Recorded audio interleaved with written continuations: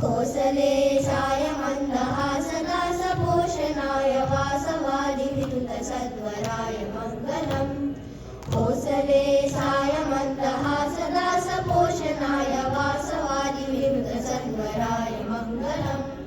चारुमेघरूपाय चन्दनालुचर्चिताय हारकटकशोभिताय भूरि मङ्गलम्।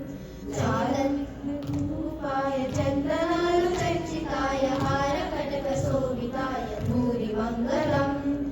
ललितरत्नकुण्डलाय तुलसीवनमालिकाय जलजसदृशदेहाय चारुमङ्गलम्। ललितरत्नकुण्डलाय तुलसीवनमालिकाय जलजसदृशदेहाय चारुमङ्गलम्। पुण्डरीकाक्षाय पूर्णचन्द्रवदनाय अण्डजावाहनाय अतुलमङ्गलम्। पुण्डरीकाक्षाय पूर्णचन्द्रवदनाय अण्डजावाहनाय अतुलमङ्गलम्। विमलरूपाय विविधवेदान्तवेद्याय सुजनचित्तकामिताय शुभमङ्गलम्।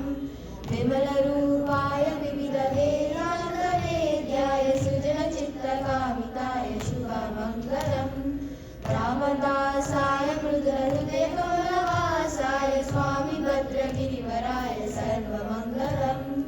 रामदासाय मृदुलहृदयकमलवासाय स्वामी भद्रगिरिवराय सर्वमङ्गलम्।